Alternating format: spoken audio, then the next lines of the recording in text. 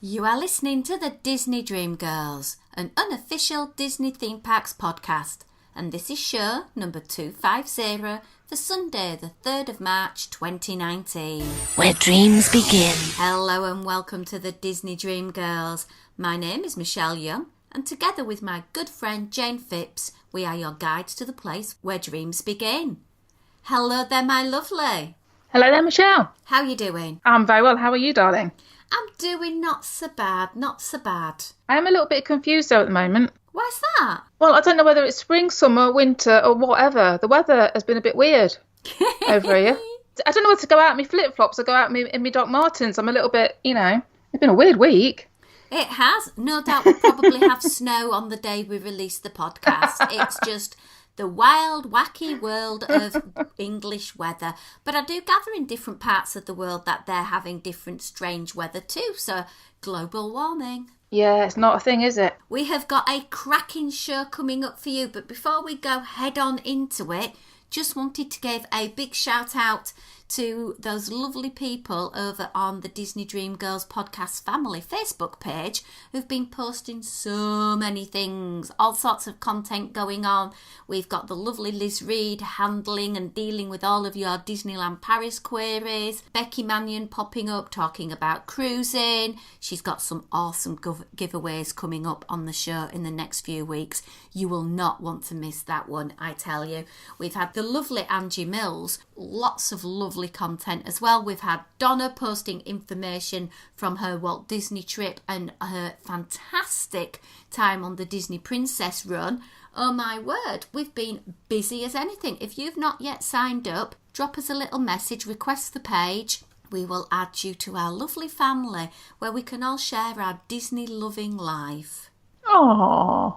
I'm really enjoying it. I'm finding out so many things I didn't know beforehand. Well, yeah, like we've always said, with this whole Disney community, it's everybody's different experiences, isn't it? So we all bring something different to the show, so to speak, and there's going to be those experiences that we just haven't either been aware of or that are unique to different trips. So I'm loving all Donna's photos. The outfits for the run were fantastic. Absolutely. We've also had some fantastic feedback about the trial show my other half and I did with regards to planning our way to Disneyland. We've not yet committed that button yet. We're still waiting on Hong Kong prices. But yeah, if you want to hear more of trip reports from us too, planning our way to Walt Disney World is going to be available for our Patreon $5 and above supporters. So if you want to hear that and other content from Jayne and I and all sorts of other bits and pieces that we offer to our Patreon supporters, patreon.com/Disney Dream Girls. But let's get on over to find out what's happening this week in Disney history.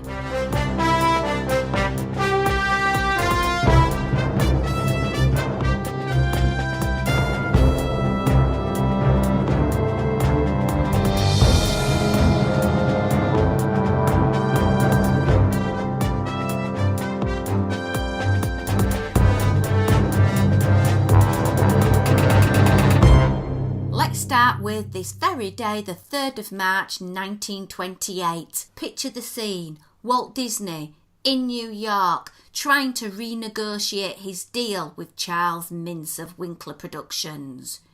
It did not go to plan and Walt refuses. Oh. The start of something new ahead, methinks.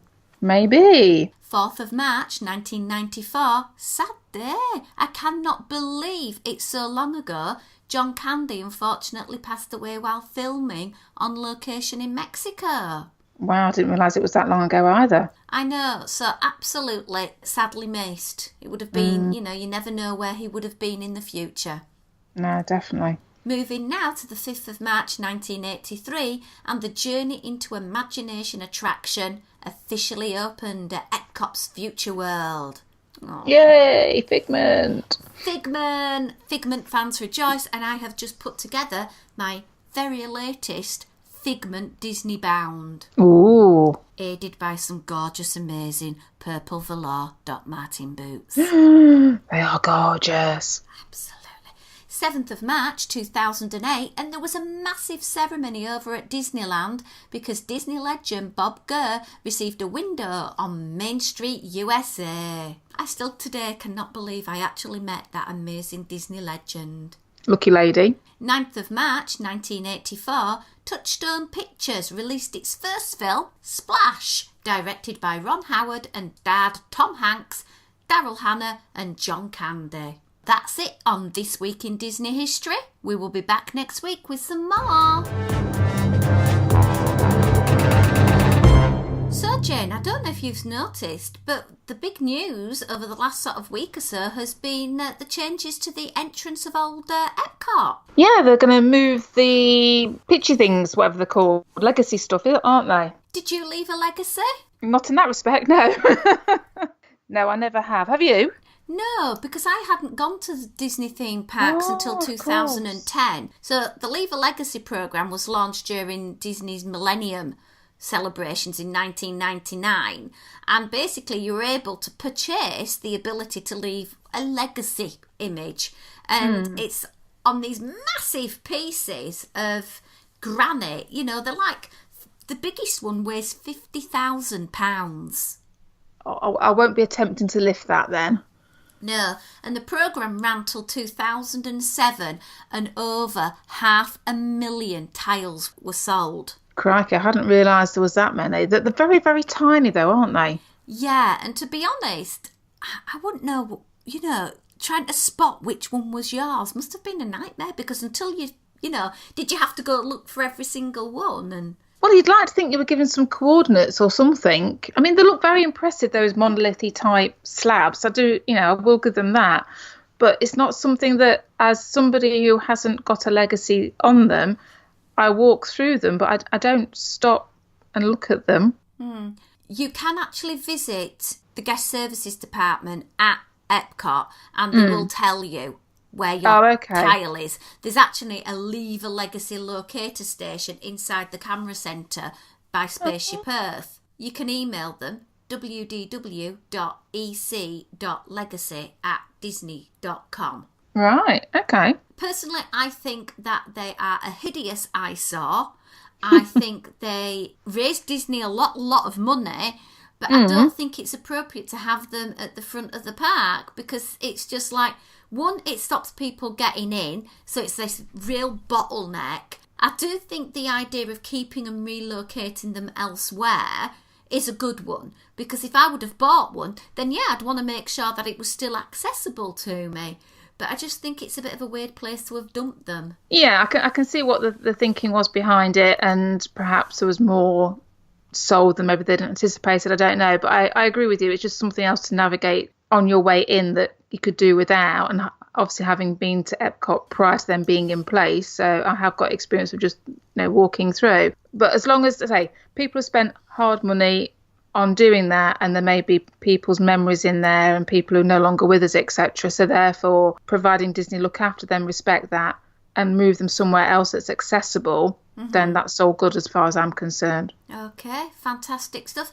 Now, I gather there's a new tour over in the Magic Kingdom, and it's now available, and there's been some initial reviews coming out about it, and this is the Taste of the Magic Kingdom, the food tour, and we've talked about this a bit before. Yeah, so going around the Magic Kingdom, tasting your way around the Magic Kingdom. Absolutely. Well, it kicks off over at Tony's Town Square, and you're greeted with a mini Mickey cinnamon roll. Nothing wrong with the cinnamon roll. Perfect way to start the day. Absolutely. And then you waddle along Main Street, USA. Find out some information about Casey's Corner. Okay. Go to Adventureland, and you get to find out a little bit more about what the chefs are over there offering in the wonderful canteen. And you actually get to try a spring roll and a refreshing Schweitzer Falls slushie. Oh, so nice free food and meeting chefs as well. Absolutely. Then you get to go to Tortuga Tavern and find out a little bit about there. And here's a down point for me. You get a sampler of a turkey leg. Yeah, we all know what a turkey leg tastes like, don't it? And if we wanted one, we'd buy one, but we don't, so end of. To be honest, Jane, the way it's presented in a little tiny cup actually looks a lot more appealing than something the size of an Alsatian's leg. Actually, maybe this is it, Michelle. Maybe we've got a new way of eating the turkey leg. Rather than having grease dripping down your arm, just give me a little portion size. Yeah. Yeah. Obviously, you've got to go and have a little visit at a lower aisle for a Dole Whip. It would be rude not to. Then you go to Liberty Square, get a bit of popcorn. Again, it would be rude not to. Then you've got to go to Be Our Guest restaurant. And at Be Our Guest, you've got to try the grey stuff. Again, it would be rude not to. Yeah. And then I gather you're still in Fantasyland, and at the time that this tour was offered, you get to try one of those fantasy cool-looking donuts, and it was the mermaid one on offer on this one. Oh, yeah, all these fancy iced ones, aren't they? Little bit of a visit over to Tomorrowland, and you've obviously got to go to Tomorrowland Terrace. Okay. But they're not saying what they're going to give you there because it's a secret. It's an in-development food. Oh, so I wonder if that's a bit of like market research for them then, couldn't it? You know, try out new things and get customer feedback. Could well be, yeah. Mm. So it'll be interesting to see. Yeah, it's a nice little way of doing a different sort of tour.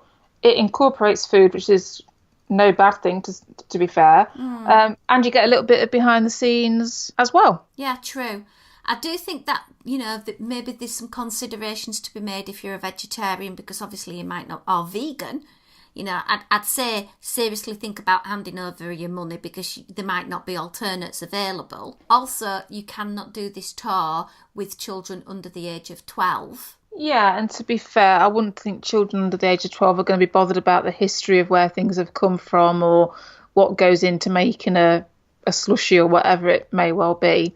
So I can understand that, really. And as an adult, I wouldn't want kids there that aren't interested. There's nothing worse than bored kids. Well, it's not a cheap tour either. No. And also, you've got to consider as well that you do go backstage. So for some people, it might not be them because you do get to see a little bit of spoiled magic. I was going to say, and that's definitely one thing you don't want to be doing to those little kids anyway, isn't it? Now, talking of food, Flower and Garden, Jane. Is it that time of year already?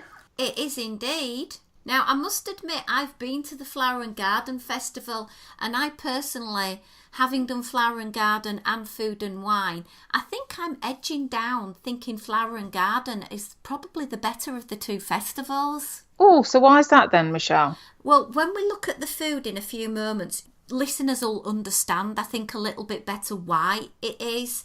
So we'll wait for a moment on that. But Okay. it's going to run from the 6th of March all the way through to the 3rd of June. Yeah, it's a good length of time, actually, isn't it? Yeah. And there's quite a lot of things going on. But the thing for me is EPCOT has never looked better than at Flower and Garden Festival. Pretty. And this year they've brought in some new topiaries. Okay. So I don't know if you've seen any of them. I haven't actually, no. Well, there's one of Little Bo Peep. Oh, new See, style. Yeah, you've got a nice little Toy Story thing. Obviously, plug for the movie. Mm-hmm. But it's really nice to see that they bring out the new topiaries, because seeing the same ones year in, year out, Yeah. are a little bit boring.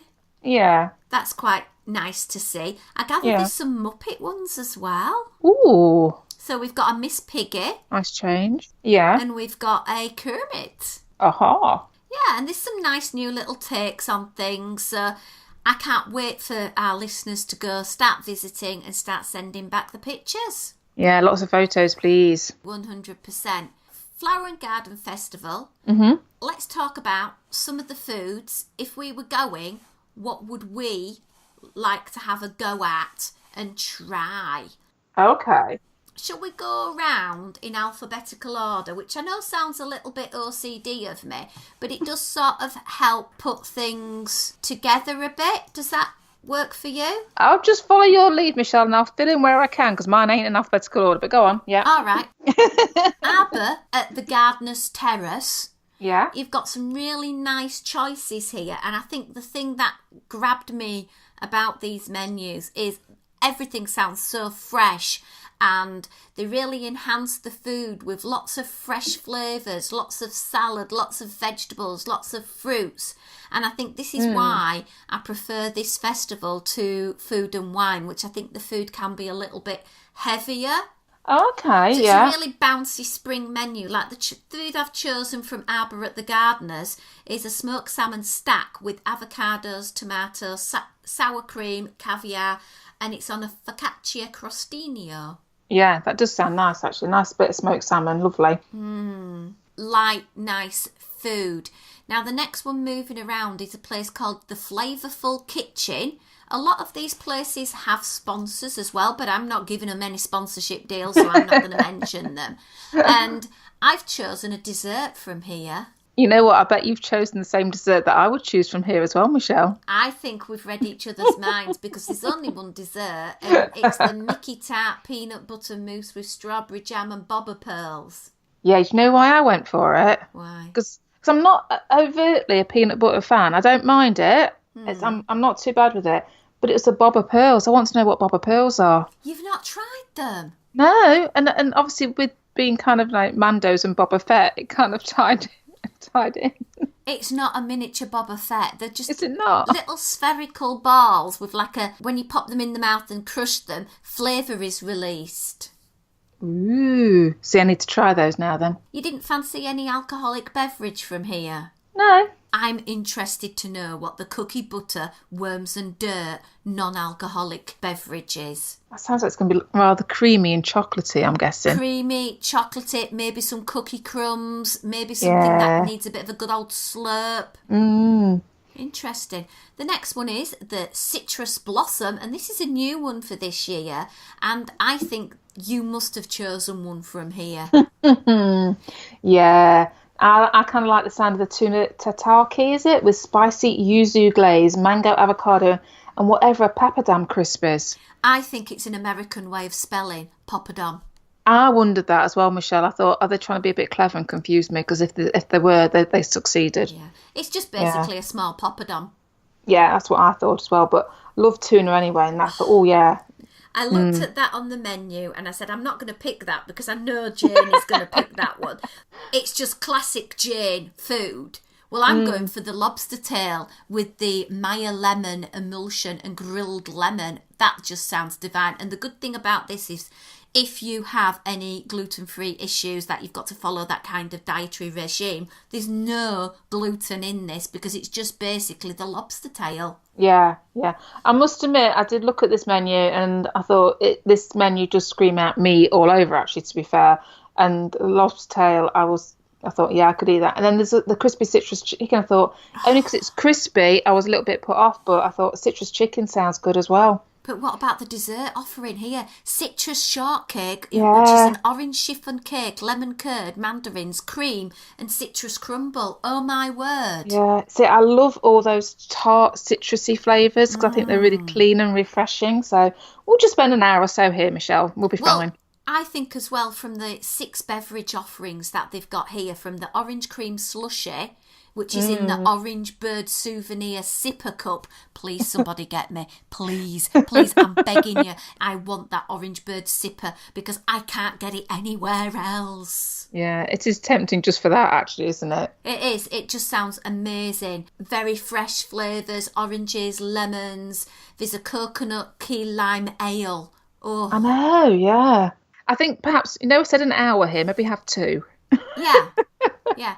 The next place is Northern Bloom, and you've got a choice here of scallops, beef, and a griddled maple pound cake with warm peach compote.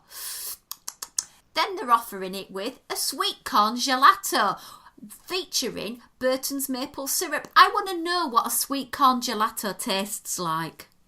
Well, I have to say that, I was going to go for the seared scallops here, actually, because I kind of like that. Sounded very fresh to me. And I looked at the maple pound cake and I thought, and initially I read the first 4 or 5 words and thought, yes. And then I got to exactly the same bit as you, Michelle, and I thought, what the bob is that? Yeah. You do know what's next. What's that? Mushy pea ice cream. They're going to invent it and they're going to sell it at Disney and they'll probably just sling in some snails for good measure. And I bet you what? No. I bet Lewis Sutton would eat it. I was going to say exactly the same thing, but please don't do it. Please don't. They'll stick it in a donut and it'll sell out, I tell you. Disney are now going to steal my idea. They're there in the creative hub already on the computer going, Oh, Well, they're still our ideas most of the time, Michelle, so, donut, mushy pea ice cream, snails. Put on some bacon bits, it'll fly out of the window. Yeah, a bit of candied bacon on top. Yeah, there you go. Now here I've chosen myself a really nice beverage which I want our lovely cat to try. It's a maple popcorn shake with Crown Royal maple whiskey. Oh, I thought you were going to go for the non-alcoholic version there. I was quite surprised you went with the one with whiskey. There is a non-alcoholic version, but I know Kat probably would like the alcoholic one. And I know she loves her whiskey. Ah. So I'm thinking, Kat and Lewis, this is another one for you to try out for me, lovies. All the things we get people to do for us, I don't know. I'm sure she won't mind. I'm sure she won't. The next one, moving round alphabetically, is La Isla Fresca. Mm-hmm. Anything for you, Jayne? It's a sweet thing again, which is not like me, but that tropical mousse cake, those layers of passion fruit cake, coconut mousse, and tropical fruit glaze kind of jumped out at me. I think it's all these quite citrusy, quite vibrant flavours that are doing it for me. And do you know what, Jayne? I put the same thing down myself, but I tell you what, we're getting 2 servings, we're not sharing. Are we not? No. Okay, fair enough. Shelley, no share a dessert that sounds that good. It really does sound good. But I've chosen something for you to have for a beverage from this place. Okay. What am I going? It's a tropical freeze with Cruzan mango rum. I know, mango rum. I've never thought of a mango rum before. I'm imagining something slushy, something like a melted down mango solero with rum in it. Maybe, yeah. Oh, I'm getting thirsty and hungry now. Again, Kat, job there for you, love. The next one, and I love the word play with this one, the honey bistro. Yes. And you can kind of tell what the flavourings are here. Yeah, slightly honey variety going on. Have we gone for the same dessert as me? What, you mean the mascarpone cheesecake with orange blossom honey ice cream? That one? Yeah. But Jayne, Yeah. what about the last bit? It's garnished with fennel pollen, meringue kisses and petite lavender shoots. Do they just come up with these things to confuse us? So, in English, please? It's just one heck of a cheesecake that I just want to put my face in it and go... I must admit, the idea of the fennel, because that would be quite aniseedy sort of taste going through it, I think that would actually make quite a nice opposing taste to that orange blossom honey, that sweetness and everything going on. So that's an intriguing combination of flavours for me. It just sounds, everything here just sounds so good. And the thing is, what they're doing is a lot of frozen beverages. So like they have a honey peach cobbler freeze, which is a non-alcoholic beverage. But you can also have added to it blueberry vodka. I know, what is it with all these flavoured vodkas and goodness knows what else? It's a very in vogue thing to be adding to stuff, isn't it? A fruit flavoured or a weird flavoured alcoholic drink. The next one is a place called Trowel and Trellis. And this is another new place for this year. Did anything catch your taste buds and tantalise them, Jayne? Not particularly at this one. I must admit, I am kind of intrigued with the chocolate terrarium with avocado cream, matcha crumb, pomegranate and baby herbs, because that sounds to me like there's lots of different textures with the creaminess, the matcha, pomegranate for that crunch. Yeah, again, it's mashing together quite a few flavours that you wouldn't ordinarily expect to be there. Yes, so Jayne, anything on the menu here that intrigued you with regards to a beverage? Not particularly, I have to admit. What about you? I think if you like the combination of alcohol and tea, then this is a good choice for you because they've got a blooming blueberry, lemon and ginger tea, which I think sounds really refreshing. And then you can add to it some home Tito's handmade vodka, and it's served in a mason jar. Which is very trendy and on point, isn't it? I like tea, but I like proper tea. You know, my Yorkshire tea, my good proper cup of tea. But I'm not one for lemon and ginger tea. So I think that's why I'm not particularly drawn to it. And the thing that worries me about this is it really going to be served in a mason jar, which is made of glass? Well, you'd think not, wouldn't you? What about moving now to the Pineapple Promenade? Well, there's nothing wrong with pineapple and nothing wrong with a promenade. Absolutely, and you can get your adult Dole Whip. This is very true. Man, I'd be quite happy with a bit of pineapple soft serve, to be fair. I'm a simple girl, Michelle. Simple girl, simple pleasures. And we're Absolutely. going to insist that our lovely friend Kat stays there for several hours and go through all of the pineapple listed alcoholic beverages. Yeah, Parrot Bay coconut rum. Pineapple beer flight. There's quite a lot on there, actually. She could be a little bit inebriated. Just a bit. Absolutely, there's so many different choices, so I'm sure she'll have fun there for us. Jardin de Fiestas. I didn't really like any of the offerings here. It's all, well, when I don't know what half the things are, and yeah, it's a bit wordy as well. Yeah, I have to say that I was kind of a little bit in the same vibe as you, Michelle. There was stuff that I wasn't quite sure what they were trying to tell me. A little bit too many words to describe something that's probably very simple. So let's just go past that. The next one's the Lotus House, and to be honest, as I've said on the show before, I don't really go to Disney to have Chinese food because I can get it at home.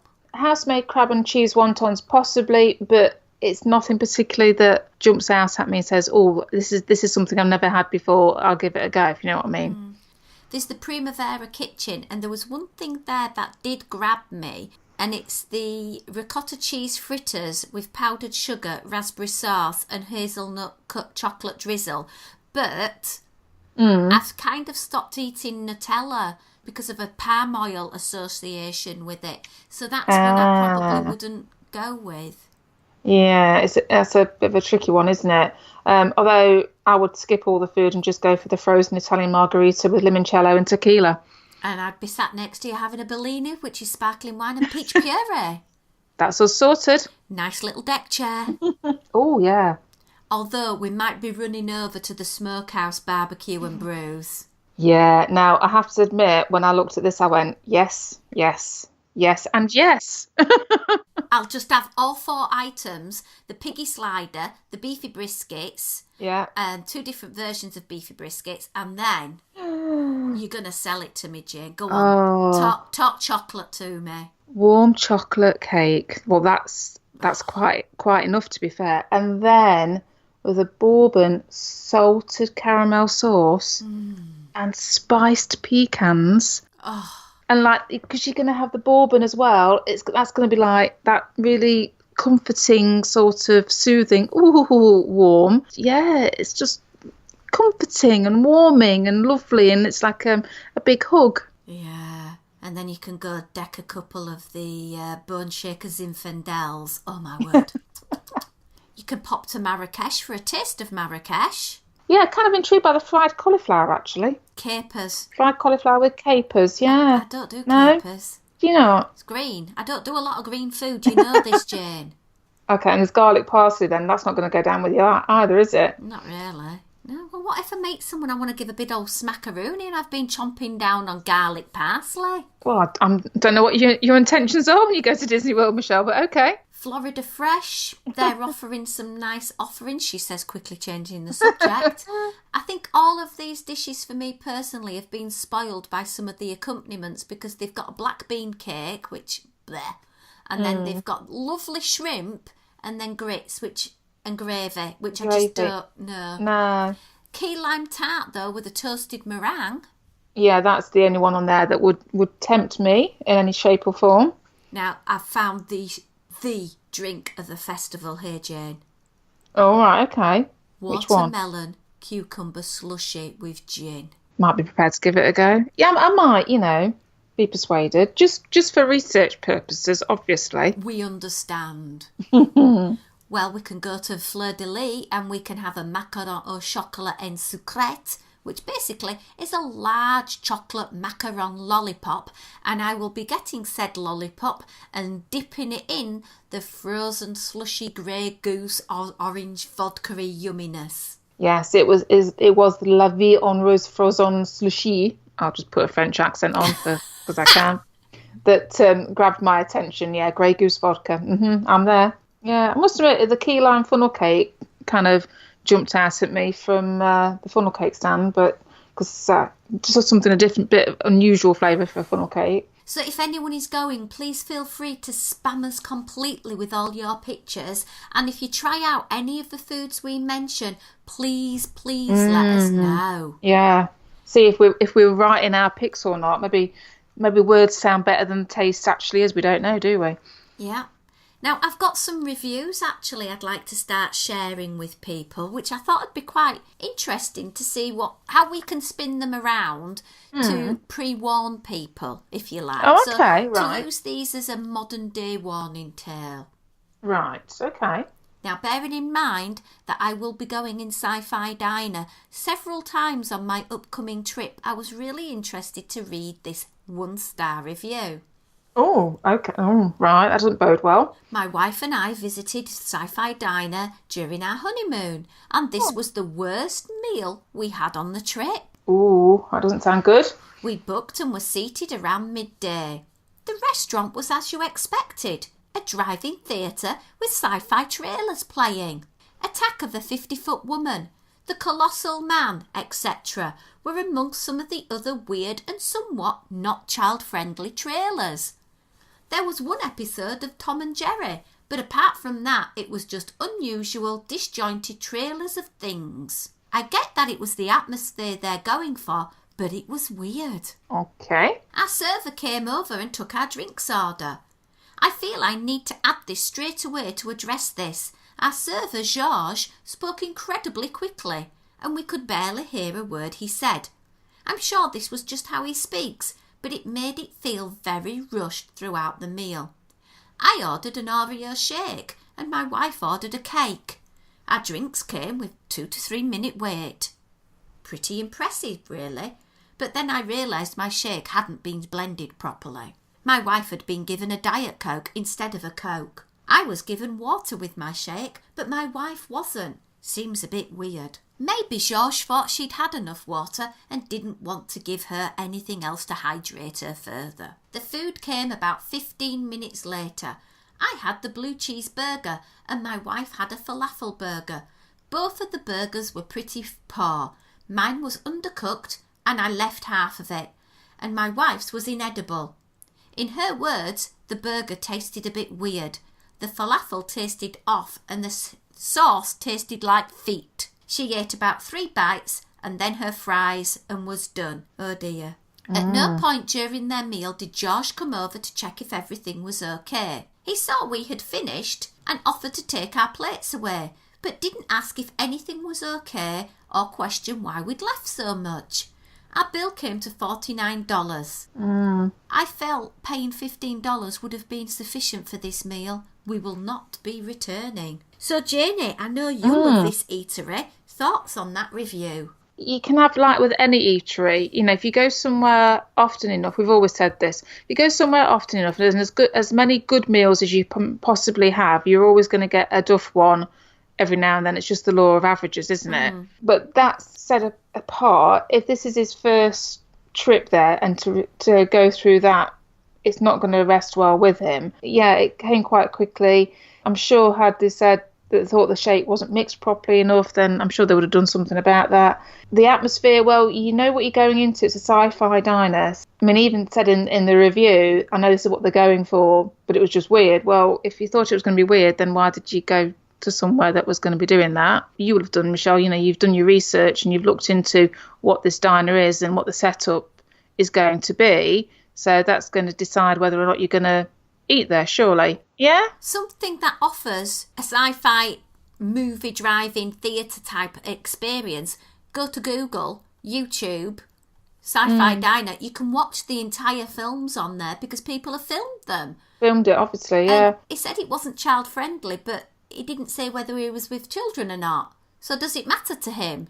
I would presume, because he's mentioned being there on their honeymoon, that it was just him and his wife. I mean, I could be wrong. To say that the food was poor, an individual's perception of that, I would say. You have to be a little bit, sometimes, as much as it's, and I agree, you know, service should come over and check with you and make sure everything's okay. Absolutely. That should happen to you as a patron to go, excuse me, this isn't quite, you know, right, this isn't quite what I ordered or whatever.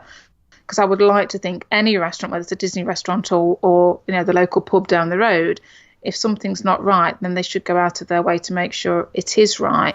And maybe this was just a case of perhaps the burger was only cooked at medium and he preferred his burgers cooked more well done. You know, you don't know, do you? You know, to be made to feel that you're being rushed through is not a pleasant experience. I've had that in restaurants before, and it's like, hold on a minute, I'm paying here.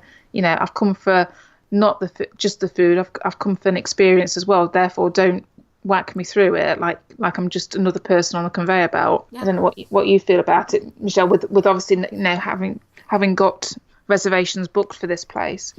If I go and eat anywhere and the food is not up to standard, the first thing I would do is I would get somebody's attention and say, look, this isn't as I would have expected.